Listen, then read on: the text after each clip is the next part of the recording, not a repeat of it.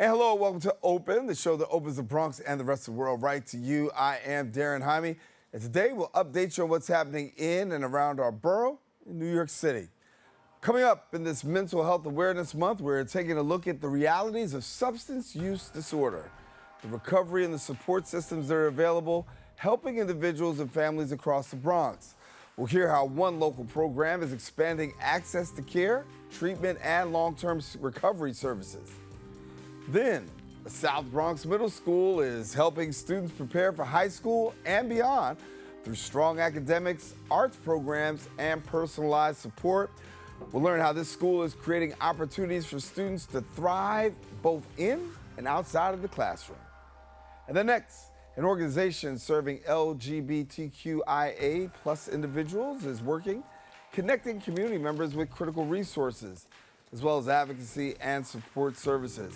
We're going to learn more about the programs making a difference in New York City. And lastly, a beloved community event celebrating young people with disabilities is marking a major milestone. We'll take a look at how this annual Bronx event continues to create inclusive, sensory-friendly experiences for families across New York. So stay tuned because all this and much more is heading your way.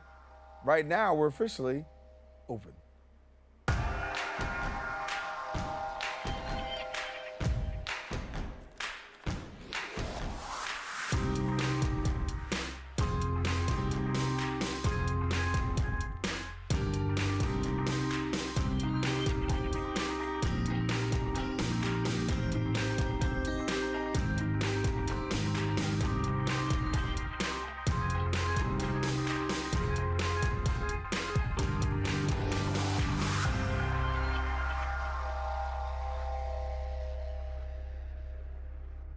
And hello, everyone. I am Darren Jaime. You're now watching Open, a program that's bringing the Bronx and New York City straight to you.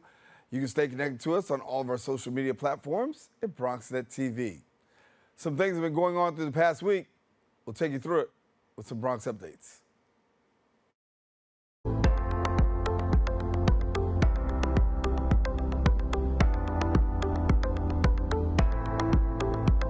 The Bronx came together for Co-op City and an evening of gospel music, community, and reflection during this year's annual Bronx Week Gospel Concert. Hosted by Bronx Borough President Vanessa L. Gibson in honor of Bronx Week and the National Day of Prayer, the event featured powerful performances and messages of faith, hope, and unity. Our reporter Kyrie Moody takes us inside the celebration. My God, I feel so blessed. Woo! I just feel so blessed. In honor of National Day of Prayer and Bronx Week, Bronx Borough President Vanessa L. Gibson hosts her annual gospel concert in Co-op City. We can do none of this without the power of prayer. And I'm so glad that I'm here with praying people, people of faith, people of God that recognize every day we wake up on purpose with a purpose. The concert was hosted by Pastor Jay Gooden Jr. of Victory Church BX. He has been pastoring for about 5 years. He talks about why prayer is necessary, especially here in the Bronx. We need prayer because prayer is what changes things. Prayer is what brings us into close relationship with God, especially with this climate, we need God. You know what I mean? So prayer is essential. Prayer is not an option, but it is a necessity. Kayla Harvey was one of the guest performers who brought tears, praise, and worship to attendees. From just a church girl here in the Bronx to a recording gospel artist, she tells us what stood with her all these years. God is good all the time. That seems like when you hear that growing up in church, it's like, oh, okay, like, child, God is good all the time. But when you get older, that thing resonates with me. I try to stand by that no matter what I'm facing, no matter what I'm going through. God is good all the time. It don't matter what life is given. God is good all the time. It stood when I was 3, and it stands when I'm about to be 30. The message that I got from attending this concert was to keep on praying and keep the faith. Reported for Bronxnet, Kyrie Moody. Well, in other news, in the Bronx, a coalition of lawmakers, healthcare professionals, and youth advocates gathered to demand action from the state legislature. The group advocating for new food policy reforms aimed at increasing transparency and protecting children from the health risks associated with certain marketed foods. Let's take a look. Here at Roberto Clemente Plaza, Bronx lawmakers, physicians, youth, and community advocates rally for Albany to pass a critical slate of food policy reforms designed to protect children and families across New York. Advocates will highlight junk food items marketed towards children and sold in chain restaurants without clear warning labels for high sodium and added sugar. The visual demonstration will highlight how families are left without transparent information at the point of purchase. You're talking about almost half of New York's black and brown population with diabetes. So you see what's happening as a result of unhealthy foods within our community. It's causing preventable diseases to exacerbate. So you're seeing our health system being heavily impacted, where people are coming to the ER with chest pain. People are coming to the ER with insulin issues. That was Hussein Yadaberry, Executive Director of the Muslim Community Network, where they are dedicated to redefining and shaping the Muslim experience in the United States through community education, leadership development, and advocacy. Not only advocacy for Muslims, but the black and brown community as well. We do food distributions, we do soup kitchens on a monthly basis, and we also make sure to educate communities. So we also host with health insurance partners and hospitals community education forums. Starr is a resident of the 3rd Avenue East 149th Street section of the Bronx. She believes there should be more education when it comes to growing your own food and what food she believes should be free. Help the community, farm-based foods, like little gardens and stuff like that, teaching people how to grow food and kids how to grow food. Because, we're living in different times. Fruit and water should be free. When it comes to not eating right, I am found guilty. I love me a sweet treat, especially those little Debbie cakes. But our health matters, and our health is wealth. You can join the fight in making the Bronx a healthier borough right in your home. Start by buying more fruits and vegetables. Monitor your blood pressure. Watch the amount of sodium you intake, and find other ways to knock out that sweet tooth. Let's get healthy together. Reporting for Bronxnet here on 3rd Avenue East 149th Street, Kyrie Moody. And of course, we know that we have to improve our health. And thank you, Kyrie, for reminding us as we have some healthier choices. That's all the time we have for our Bronx updates. But guess what? Take a quick break. We do have more open coming up when we return. We are the Eco Leaders. We learned that everything starts with ourselves. Then we have to educate ourselves. Then we have to build community and use our imagination.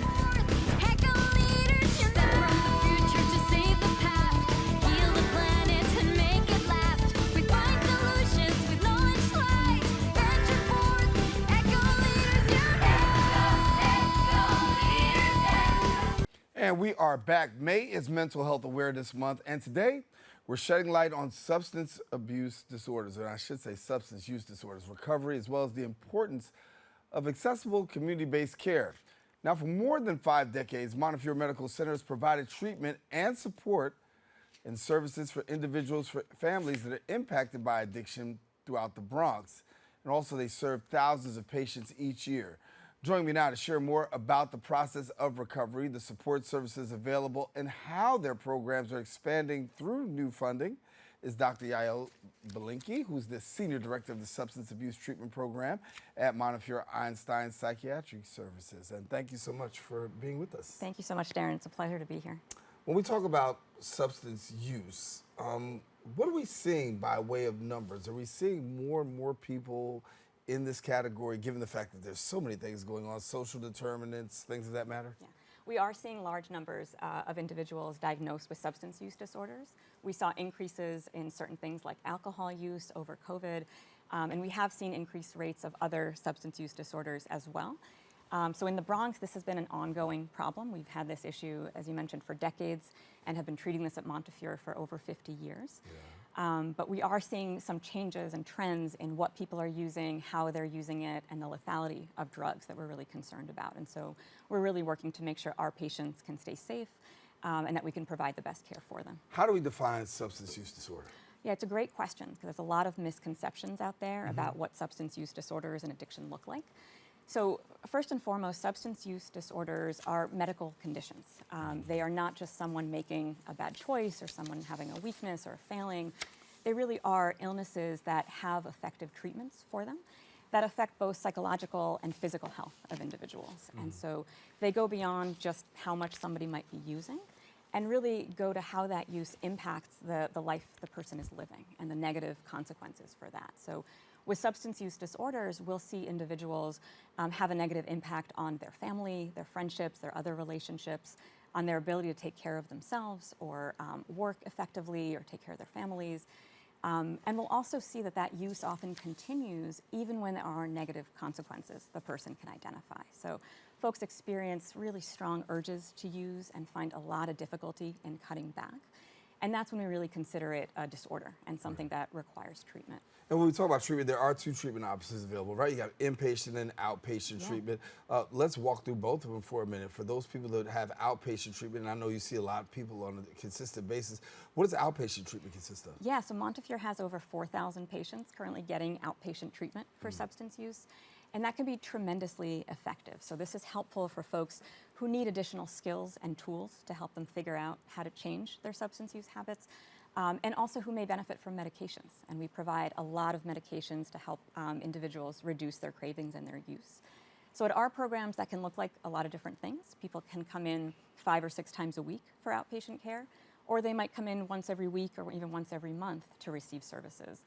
They can get group and individual counseling, they can get psychiatric services with us, and also see our medical providers for those medications. So it's really customized to what that person needs and allows them to practice the skills they're using in their real life. So they might talk to a counselor about something, a challenge they're facing, and then go out and practice that in the community and come back the next day and say, hey, I need to tweak this a little bit. So being outpatient really gives you the chance to practice these tools in your real world. And we talk about May being Mental Health Awareness Month, right? And so give me a little bit about how you guys are able to actually integrate mental health into the care that you give and the services that you provide. That's something we're incredibly proud of at Montefiore. We know that so many of the folks coming into substance use treatment have a co-occurring mental illness, things like depression, anxiety, post-traumatic stress disorder, other things. And often they're actually using substances to cope with those symptoms. And so trying to tell someone to change their substance use without addressing their mental health is really challenging for them. So in our programs, we actually integrate mental health fully on site. We have psychiatrists and psychologists and social workers who can address not only the substance use, but also these other conditions directly with patients in our programs. Yes. And I also know you got a grant recently. We did. Really to deal with vocational support, right? Yeah. So how does that play out when you have vocational support now for those who need treatment? Yeah, it's really exciting. So the New York Office of Addiction Services and Supports recently gave us a $1.8 million grant over the next few years to help build out employment services within our programs. This is something we've done in the past, but we're really able to expand now because we know recovery is more than about just stopping use or changing your use. It's really about living a meaningful life. And part of that is gaining the skills and the confidence to be able to seek out employment and be self-sufficient. So we're really excited to be able to hire new vocational counselors, employment specialists. We're looking to be able to bring in experts in that to help our patients identify what their interests might be if they haven't been employed before, and also to do everything from help them build resumes and apply to jobs to really practice interviews and figure out how to sustain employment once they've gotten there. So really want to add that to our patients. Talk about patients. Obviously, the patients that you see are not just the individual themselves, right? There's a whole network of people assigned. You've got family that are connected. And many times when you have somebody that's engaged in substance use, you have the families that are collateral damage and the ones that really are directly impacted. How do you deal with supportive services for families for someone? Because you find the individual needs it, but many times the person living in the household, relatives, those connected also need that supportive service as well. Absolutely. It's really a whole system that needs that work. And so across our programs, we're able to offer services for significant others and loved ones. So we can provide care for individuals struggling with substance use, but can also enroll folks who have no substance use of their own, but want to learn skills. How do I communicate with my loved one if they're using actively? How do I set boundaries or have really difficult conversations, or maybe help get them into care if they're not ready yet? So we really do teach them tools about how to take care of themselves. That can be really hard when there are family members you're trying to take care of. How do you get your own support and draw your own limits? But also, how do you help take care of your loved one in a way that will actually help them get connected to care? So I'm gonna give you an opportunity to talk to somebody for a second, right? So if you have somebody out there that's, going through substance use, and maybe they're, but there's that fear factor, right? Because sometimes you don't want to come forward. What would you say to them? Yeah, we see a lot of folks like that who are really on the fence about what they want to do. And I would just tell them there is such effective treatment for substance use disorders. And it really isn't about blaming or feeling ashamed or the stigma that might be out there.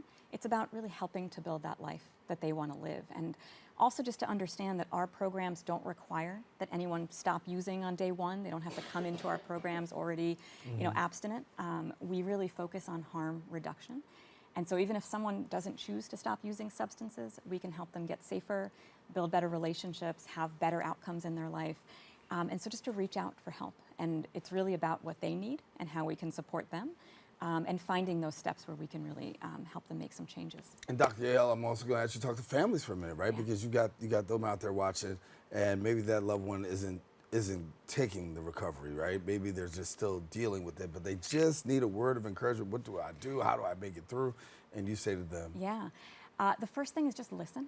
And it sounds easy, but trying to listen without judgment, without blame, without really demanding something of them, just seeing what's going on for them. Where are they in their kind of motivation and process? And then trying to find things you might be able to do together that don't focus around the substance use, where it's not just kind of constantly telling them what not to do, or having a drink in front of them or something like that. Find ways where you can really help them see what life could look like if things were different, right? Go out for a walk together, make a meal together, watch a movie, build a life. And that often helps our loved ones find the motivation to make changes. And so we can really build them support without having to, bang them over the head with it. That's great advice. I think sometimes that we don't always take the advice because of stereotypes, because of stigmatisms, and even sometimes misconceptions. Yeah. So in the time that we have, debunk a couple of them with me, right? To talk about some of these misconceptions, because to get people through the doors, sometimes you have to fight over that stigma, right? Yeah. So what are some of the common misconceptions that you hear? I love that question because there are so many myths about treatment. We could be here for the whole other show, right? Okay. But the number one myth is that addiction isn't treatable, that someone has some kind of moral failing or something that they're going to have forever. And that's just not the case. We've been doing this for 50 years at Montefiore, and we've seen so many individuals and families recover and build lives they're so proud of, and they come back and introduce us to their kids and grandkids and tell us about their jobs. And so there is effective treatment out there, medication and counseling that can really turn things around. And also, again, that recovery isn't just abstinence, that there are lots of ways we can help someone reach their goals. And they don't have to know what they want the second they walk in the door. They can ask for help and work with us to figure out what they need. So the bar for treatment really is just curiosity. And if you're curious about what might be better, treatment can be really, really helpful. Yeah. And as I think about it, for so long, people have thought about the possibility of getting help and then walking away and getting help and walking away. One final word from somebody who may have walked away but needs to come back. Yeah, we're always here for you, right? What I hear when I hear stories like that is that someone still has that motivation, right? If you've tried recovery and treatment 10 times, it means you are incredibly motivated, but maybe haven't gotten the right tools or the right connection. And so try it again, and we'll see if we can maybe find something that might help support you. There might be a new medication out there, or you find the right partner in counseling that might really be able to help. And so don't give up on it. There are a lot of tools available. Dr. Yael Belinkie, been a great help today, a lot of helpful information, and hopefully somebody will make the choice. Families have been empowered to be able to know they don't have to navigate this alone. Thank you for the helpful help. Thank you so much. Thank Pleasure you. to be here. All righty. Now, if you want more information, visit the website at psychiatryassociates.montefiore.org. And we encourage you, don't go anywhere, because that's what we're coming up with more open right after this. Stay with us. We'll be back in a few.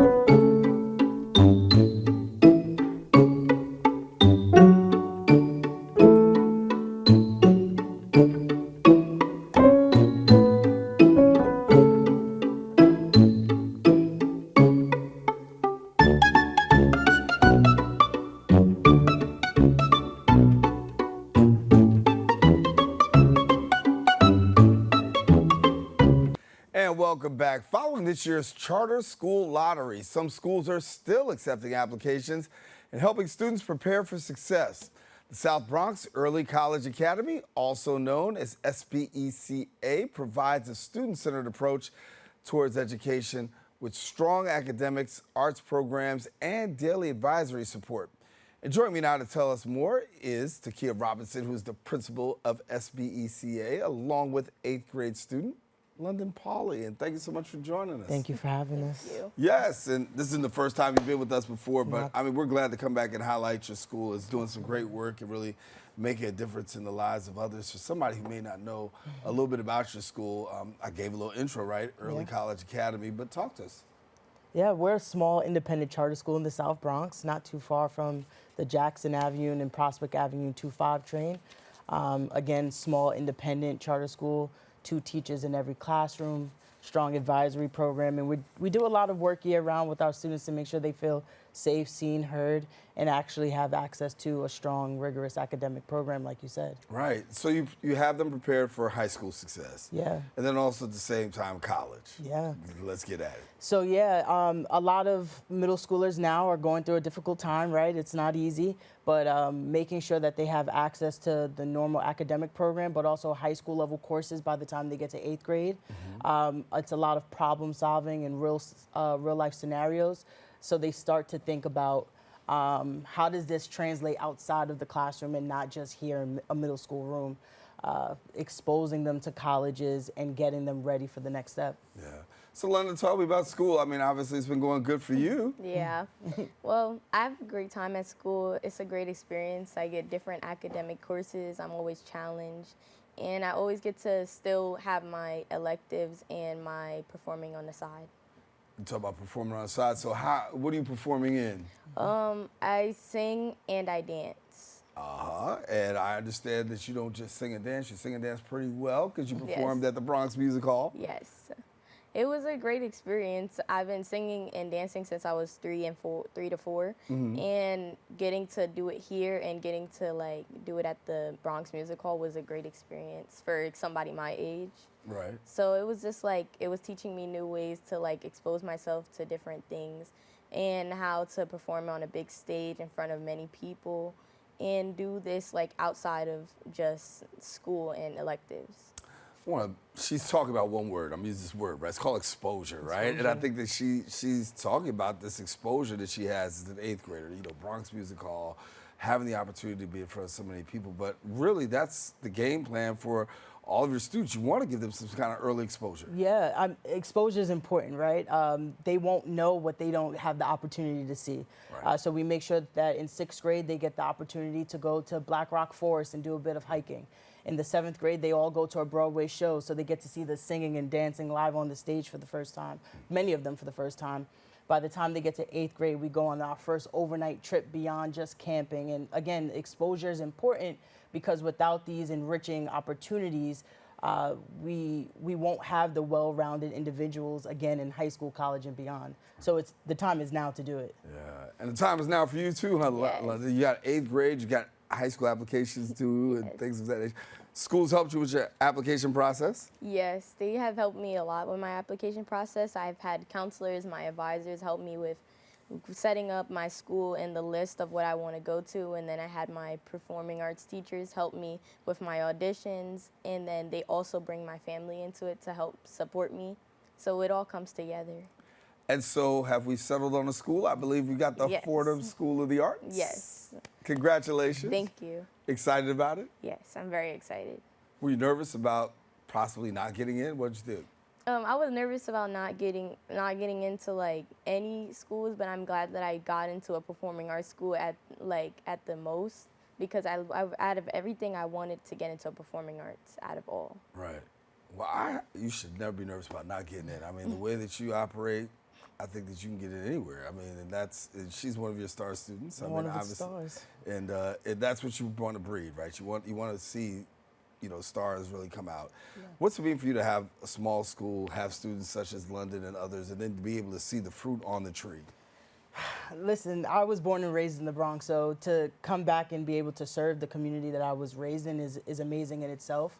I think the Bronx, the South Bronx in particular, has so much talent, and to see it every single day, and then to have students come back after a while and say, hey, Miss Robinson, this is where I am now, is always going to be amazing.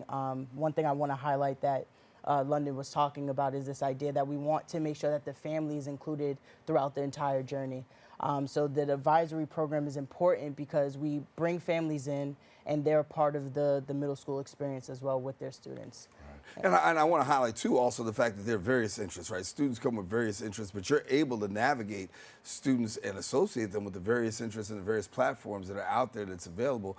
And I want you to pick up on that. Yeah, absolutely. So in the 6th grade, all students are asked or required to take music fundamentals and art fundamentals. At that point, we're able to see some of the interests of our students.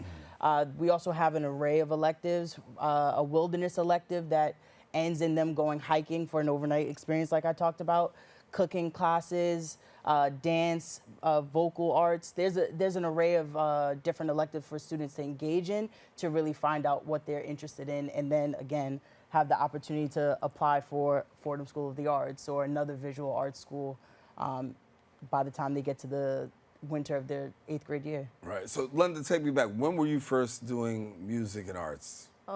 When I was either 3 or 4, I started, like, when I first started talking, I started singing and dancing around the house, and then my mom put me in a dance program, and then she introduced me to a studio that was really close to my house. And then when I started going to school, I started doing even more in school. Like, my performing arts teachers took me to Harlem to a block party to perform in front of different people and on a stage in Harlem. And so what does it feel like, or what does it feel like for you now that you're in a school that really deals with music and arts and the stuff that you really love? How does it feel for you to be in a school such as this? It feels really good because now I get to do what I want to do but still get my education as well. So it's like I'm getting more challenges every day with, like, creatively and academically, so I'm glad that that's an opportunity I get to get. I'm looking at my producer in the camera right now because I'm trying to figure out why are we not letting Londyn perform? We should definitely let her perform. But I'm not going to put her on the spot now. So what I'm going to tell my producer, and there you go. She just said in my ear next time. So next time you come, we got you hooked up because I want to hear it. You understand? I want to hear it. I think the Bronx needs to hear that. Put you on a bigger stage. You missed it because as we were walking here, I was trying to hear she was singing on the way here. Really? So you missed out. I missed it. All right. Yeah. Well, listen, I'm not going to miss it next time because you're coming back to do that again, right? So are you excited about the future? Like, what's happening for you? I'm actually excited about the future. I have big dreams for myself and big goals for myself, and I know that now that I'm with this opportunity to go to Fordham, that I could achieve these goals more and have more, like, more, like, help for it. Right. Yeah. So when you see a student like Londyn, right, and then you see her and she's excelling and doing what she needs to do, obviously families that look at this say, wow, here's a young lady who's gone through your program and gone through school, graduated, she's on her way somewhere. My young person could do that as well. Yeah. Talk to us about families and the enrollment process, who's eligible and how they get in. We're, again, a small charter school in the South Bronx, and if we have a student that is in the 6th, 7th, and 8th grade ready to enroll for the 26-27 school year, stop on by. It's an easy process. We love to take families on tours around our building. So if they're interested, they should just stop on by. Yeah. Yeah. You can be a strong advocate for why smaller is better, Yeah. right? So in your experience, as you said, it's smaller, right? Yeah. What makes smaller better? I actually went to a smaller school myself. I started out, I knew all my teachers' names. My teachers all knew my name, and I think that's the biggest selling feature. A student is not a number. A student is a face, a name, and everybody in the building can say, hey, I saw Londyn just down the hall, and we know who they are. We know their likes, their dislikes, and that kind of, for lack of a better word, intimacy is not necessarily felt at these larger schools where kids are sometimes a number on a roster, that somebody that doesn't know who they are. And being at a school like SBECA, kids are seen and heard. For yourself, what is it like to be at a school where it's not that big, but yet still almost like everybody knows everybody. Yeah, it's pretty good. I like the smaller population because it's like if I'm in a big school, it's gonna be too crowded for me, and then it's like a lot going on. And I feel like a smaller school, everybody knows everybody, and there's no real issues in our school. It's like every issue is solved really quickly because it's so small. Yeah, yeah. You're the final word. I'm the final word. Yeah. All right. No, again, I want to talk about this level of smallness and family. So if there are families looking for an extended family where their child can feel seen, known, supported, and the family can get the support and resources they need as well, they should stop to SBECA. Okay. So I need you to know I'm a man of my word, right? So if I say you're coming back, you're coming back. And we're going to bring you back. You're going to do a little performance. We're going to bring you back and bring another student. How about that? And that way we can do that. See, that's what happens, right? You do a great job, you come back. Thank you so much for being with us, Londyn. Thank you. Takia, again, thank you so much. You. Keep up the great work. Thank you so much. Great work going on at SBECA. For more information, you can visit the website at SBECA, better known as SBECA, or let's try to get SBECA. CS.org, all right? It's a lot of letters. Now, follow them on Instagram at SBECA Charter. And I want to let you know, listen, we got a whole lot more open coming up for you right after the break. Stay with us. Don't go anywhere. We're coming right back. Great job by Londyn and Takia. We'll be back in a bit. All right. What's up, creative family? Discover your voice with Bronxnet community media classes. Are you ready to bring your ideas to life? At Bronxnet, we offer television production classes for community members ages 18 and over, empowering you to share your vision with the world. Get certified in field production, in-studio production, and our new exciting addition, podcast production. Once certified, you can create your own show to air on one of our 6 TV channels. It all starts with our free Unleash Your Ideas Masterclass, designed to help you plan your show idea and set you up for success on your production journey. This class is offered at the beginning of each month for your convenience. Our dedicated Bronxnet team is here to support, encourage, and uplift you every step of the way. Join us and become a part of the creative force that engages and inspires the Bronx community and beyond. Sign up today and start your media journey with Bronxnet. Visit bronxnet.org/education to learn more and register. Let's create something amazing together. There's a new channel to explore, and it's bringing the classics back to life. During the day, relive the Bronxnet originals that sparked conversations and built community. At night, dive into the hip-hop throwbacks that defined a generation. One destination, 2 powerful lineups. Now playing on Optimum Channel 952, Fios 2138, and streaming at bronxnet.tv. BX Legacy, where history meets the moment. And welcome back. The Osborne Association continues to provide support, advocacy, and critical resources for LGBTQIA plus individuals across New York City. Now, through its case management program, the organization connects members with services that include housing support, healthcare, employment assistance, as well as mental health resources and some peer support programs. And so we've got someone joining us here today to talk more about their work and the new programs available at our senior health educator and peer liaison, Grace Detrevarah. And Grace, thank you so much for being with us and sharing. Thank you for having us. I mean, obviously services are very important during a time like this, right? Because we're hearing so many times of reduction of services, but yet and still you're able to provide services for your clients and be able to really navigate them through some, tough times. So talk to us a little bit about the services that you provide.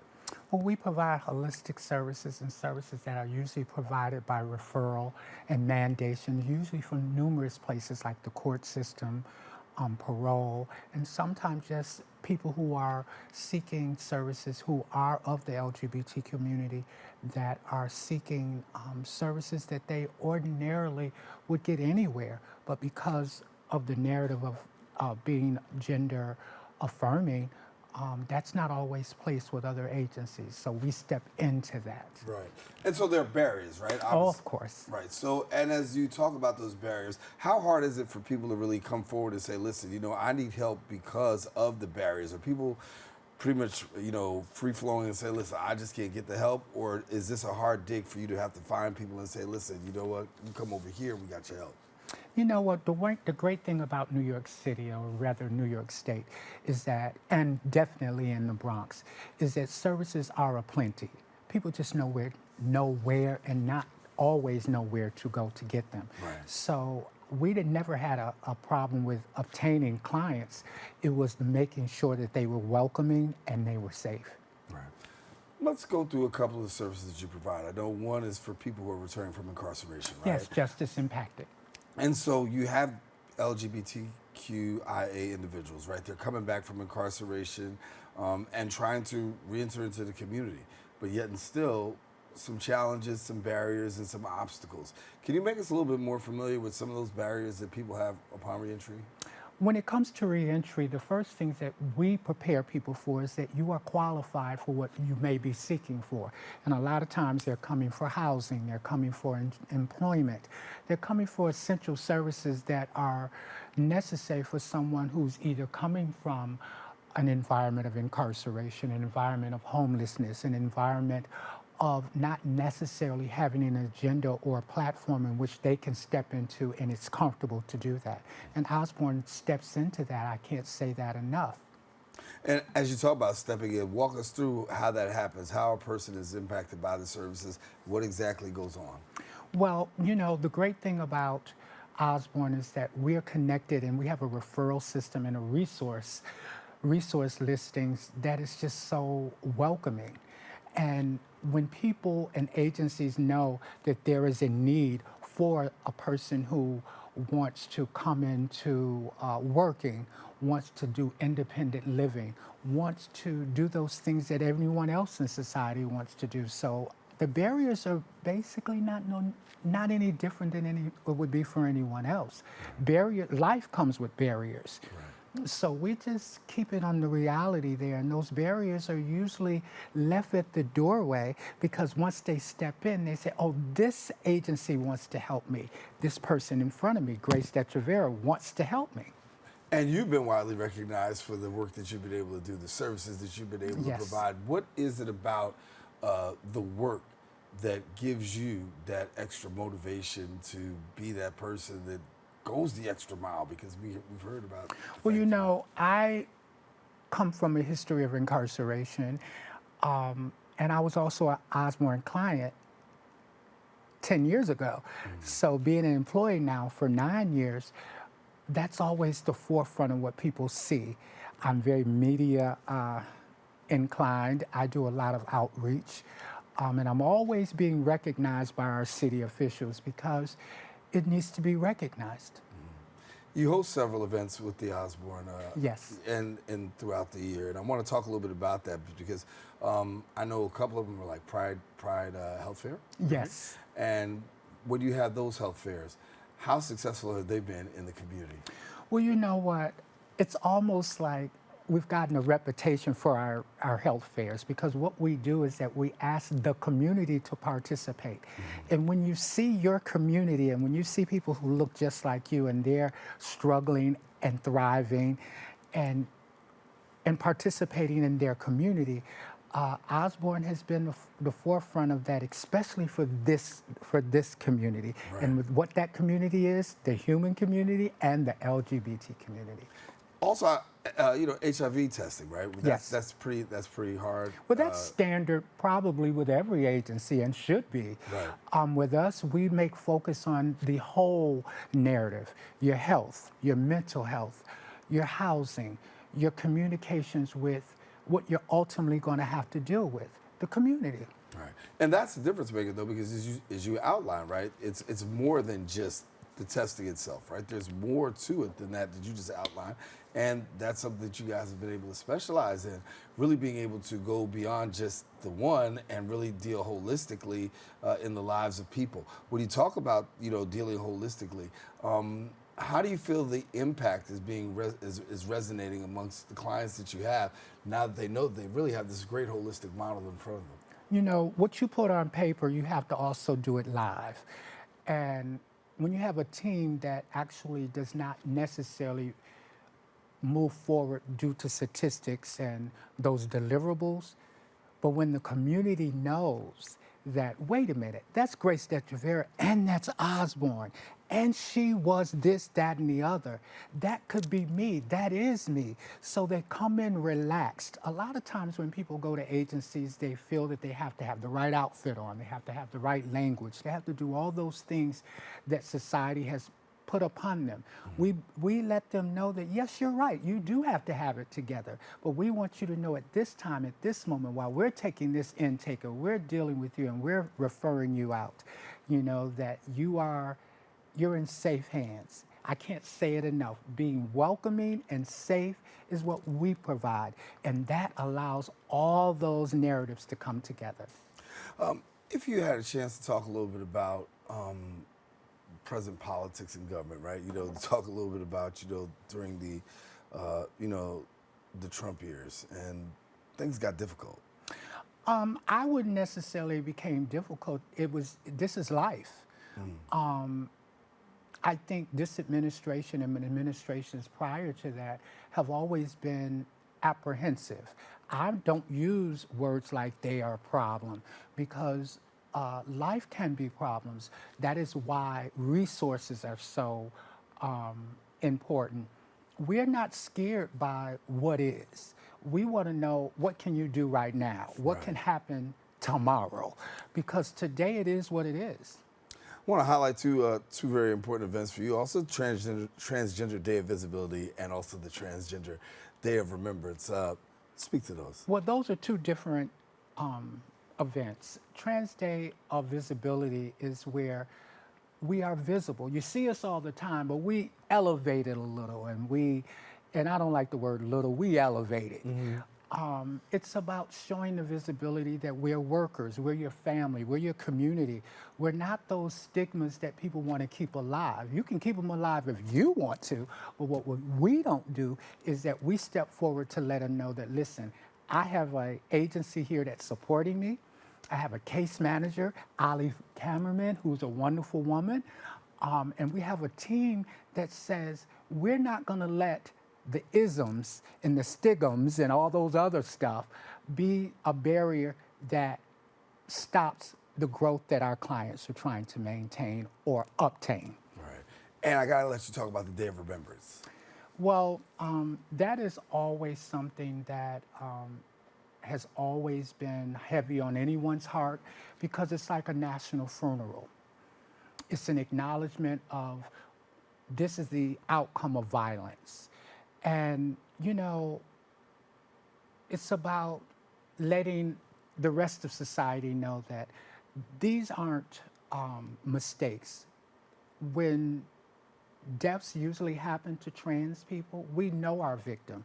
There's no one's going out or seeking us out, and when they do, they don't last. But a lot of times, Transgender Day of Remembrance is just to focus on, we're here, we ain't going nowhere, but there are people who want to make sure that we aren't here. And we want to let everyone else know that acknowledge us, because when you don't, these are the horrific things that happen. Yeah. Do you feel like things are getting better? I've always had hope, and hope comes with actions. You can hope all day, but if you're not doing things that are going to be actionary and providing something to your community, the Bronx community, knowing that the support is there, knowing that you're going to be okay. We're all going to be okay. That is what we do, and that's what I do. Grace Detrevarah, thank you so much for being with us. Thank you. All righty. Now, if you want more information, go ahead and visit the website at osborneny.org. Encourage you to stick around. We're going to be right back with more show coming up.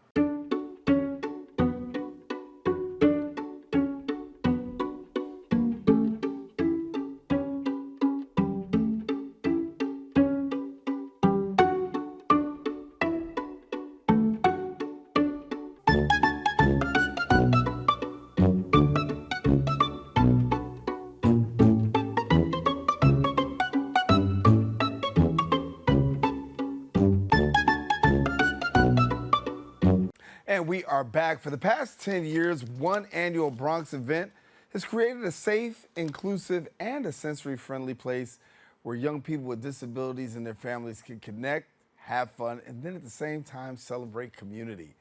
Outdoors for Autism is hosted by INCLUDEnyc, and it's grown into a beloved event featuring accessible activities, quiet spaces, community partnerships, and resources across all of New York City. And joining me now to share more a little bit about this year's 10th anniversary celebration and what families can expect is the Executive Director, Cheryelle Cruickshank. And then we've also got alongside Chantall Lowe, who's the Senior Director of Community and Partner Engagement at INCLUDEnyc. I got names and titles correct, did I not? You did. I did. I feel good, like it's already going good, Cheryelle. And so obviously for your 10th anniversary, right? And an opportunity to really like celebrate on where you've been, at the same time where you're going. But what makes this year so special for your organization, do you think?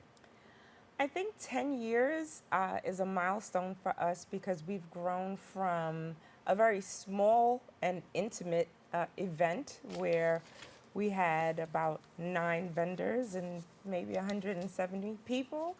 And last year we had over 700 families, friends, and community come through to participate in an event that has grown to support the community. And we do it with joy, we do it with love. It's a safe space that families with children with disabilities can come and feel comfort and enjoy what they're doing, as well as getting new information. And so for yourself, obviously, it's got to be a great feeling to be able to see these families and see the growth and being able to connect. And a little bit about the services that you provide. Sure. So INCLUDEnyc, as you kind of referenced, we've been doing Outdoors for Autism for 10 years, but we've been around for 43 years. And so for us, Outdoors for Autism is one of those fun community engagement events where we really get to be in community with our families, with our friends. But INCLUDE is here for whatever you need. It's like, do you need a camp for your child with autism in the Bronx and you don't know what's out there? Do you not know the steps to get your child evaluated? Do you want to pop into a workshop about how to advocate for your child's IEP? Are you a young person who needs support in planning what life after high school looks like for you? And we run the gamut in those areas. And last year we served over 15,000 individuals, had over 700 workshops on a variety of topics. We had about 3,200, I believe, helpline calls. Wow. So we are small but mighty. Right. We serve the 5 boroughs, but our heart really is in the Bronx in many ways. And we really believe that we can find families and families can find us no matter where they are on their journey with a known or suspected disability. It isn't that I need to know what I have going on in life. No, call us. Right. Call us and maybe we can get you that next step. Maybe we can get you the next 5 steps or come to a workshop. There it is. Talk to me, sensory-friendly outdoor experience, right? This is part of what you pride yourself on. The importance of such and why it's important. Everybody should be important, and children with a disability should be equally that.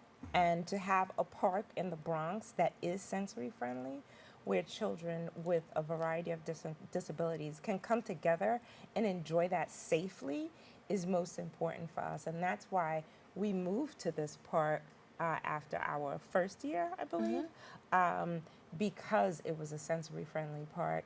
And it stands for everything that we believe in as an organization: love, equity, and access.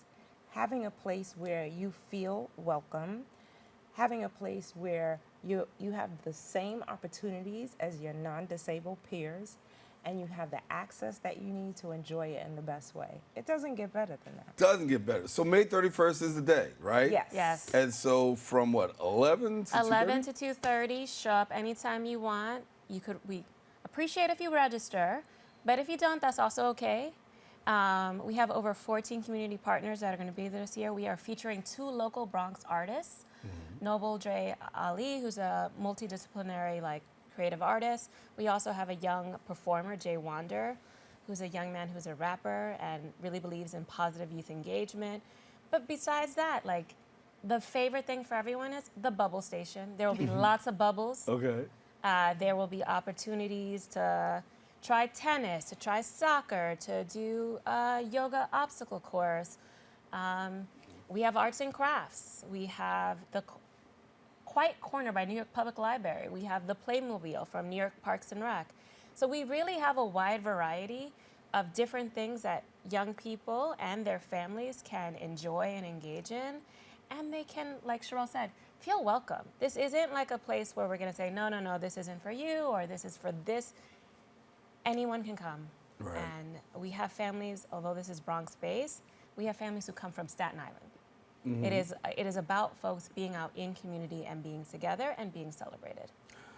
For those who don't know, we didn't say it is the Reverend T. Wendell Foster Park. That's where you got to come to. We keep talking about the date and the time, but if you don't know the place, you got to know the place, right? So Yes. The place is the Reverend T. Wendell Foster Park. Hope that you come on out and really take advantage of this opportunity to have families come together, community come together. As you talk about, like, listen, we start off small. Now we got hundreds, thousands, like what's going on? I mean, you have 3,200 calls where people are really coming in and tapping into resources. And obviously, that's what you want as an organization, right? Absolutely. You want to be able to say that I'm reaching the people, and there's no greater evidence of that by the fact that you have so many people calling and reaching out. What does that mean for you about the amount of people out there that really need these services and the supportive services? We actually think that that's a small amount if you look at the bigger picture, just in terms of how many children there are that have disabilities that are being diagnosed every year. And this is an opportunity for us to let people know that we're here. We're here for you for what you need. Last year, we had over 11,000 people attend our workshops. We reached almost 500,000 people last year through our weekly newsletter that goes out to over 37,000 people at this point. And they find us through our helpline. They find us through our website, going to our website and determining what do they need. Do they want to talk to someone? Do they want to self-learn and use some of the already taped workshops? Do they want to attend a workshop? We're here for wherever people are in their journey, families, and we support professionals as well that have cases that they need some guidance on what's available. We're a resource and information organization, so we really are there to provide that, but we also do provide youth and transition services. So we work directly with youths and help them to figure out what do they want to do with their lives, and let's create a plan and find the supports that you need to be most successful. So we're here for all of it, from birth to the age of 26. And even if you come to us after 26, we can guide you to other organizations that can provide you with the support that you need. One of the reasons I love doing what I do is because I really have the opportunity to talk to people who have boots on the ground, right? Really doing the work and really immersed and getting to see what's out there. When you see what's out there right now, are we seeing some dominant trends amongst the services that people are asking for and needing in a time like this? I mean, in our space, some of our needs are perennial. They have been ongoing, right? Folks have always needed access and support to their rights and saying, you know, what are the services available for my young person? I'm different transition ages. I'm going from early childhood, because we have so many systems, right? You go from early childhood, so like if your child had early intervention, then you're going to preschool. That's a whole other set of services. Then you're joining K to 12, you're going into school, another like articulation point, and then transitioning out of school. What does that look like? So I think dominant trends is kind of one of the things of like, folks need access to information and guidance on all of those steps at these different important milestones, in addition to making sure that they're getting the support in the day-to-day. And so I wish I could say these are the top 3 trends, but instead it's like... Totally understand. And do you find that after like having an event such as this, you got more people now coming at your door saying, listen, I didn't know you were here. Here we go. I need to get this. I need to get that. Yeah, absolutely. And, you know, we get people that come walking off the street and they're seeing kids playing. They're seeing big, colorful parachutes in the middle of the park. People are sitting down in their chairs and they just want to kind of understand what's happening. And we welcome that. We welcome any opportunity for people to come in and understand what we're here to offer. And to your question about trends, what I will say is that we have seen an uptick in our calls around autism. That is something that is definitely happening. And It could be that we're much more sensitive to autism, so we're much more aware, and therefore diagnoses come sooner. Right. And it could be just that we're having more people feel more comfortable coming and asking for help. I think it's a combination of reasons why we're seeing that. Right. But I will say that there is definitely an uptick for us in calls around autism. You know, one of the things we talk about on the show is Autism Awareness Month, and we've had the opportunity to talk to people about autism for, quite some time. And the thing that I do hear is that sometimes they just don't know services are available. Yeah, absolutely. Right? And some people feel like they're on an island by themselves, but here you are, saying, hey, you're not on an island, but here's really some really tangible help. The barriers that we find that families experience are language, right? We live in a melting pot in New York City, so language is definitely one. Knowing that the services are available, understanding what your rights are and what should be afforded to you, what you should be looking for, and finding their voice to advocate for what they need, for what their child needs. And we provide those supports in a variety of different ways. We have parent support groups to support parents as so that they can find each other and find community in that as well. So really just finding, if you just come to the door, we'll help you find the rest. Yeah. And just to kind of pick up a little bit on something that was there is that we have a full suite of the availability to support you in your language. So if English is not your language, you got the help there. You have the help there too. I mean, we have a built-out, very robust capacity in Spanish, but also we have a multilingual language line. So if you call us and English or Spanish is not a language you can support you in, we can say, please hold, and we'll get someone on the line that can translate and that can support you. And we do a lot of our workshops interpreted. We have a lot of translated materials. So I think that helps break down some of those barriers, but also that awareness that we can help and support you in your language as well. Right. And all our services are free. That's really important for families. Free, you heard free. that. Right. Free for families and youth with disabilities. Free. Thank you so much for coming and sharing. Great work that you're doing, Cheryelle, Chantall. Thank you so much for being with us, and keep up the great work. Thank you for May having 31st. us. That's right. Thank you. May 31st, want to make sure you get out there to the Reverend T. Wendell Foster Park. Now, for more information, visit the website at includenyc.org. Want to let you know we come to the end of our show today. Want to thank all of our guests for joining us, and most of all, you, the viewer, for tuning in. Now, if you missed any part of today's show, catch the recablecast right here on Optimum's Channel 67. Verizon Files, that's Channel 2133, or watch us anytime on the web at bronxnet.org. And if you want a brand new episode, come on Friday. My girl, Rena Valentine, she'll bring it to you. That wraps up this episode for us. I am Darren Jaime saying make sure to keep this channel wide open, saying take care and God bless.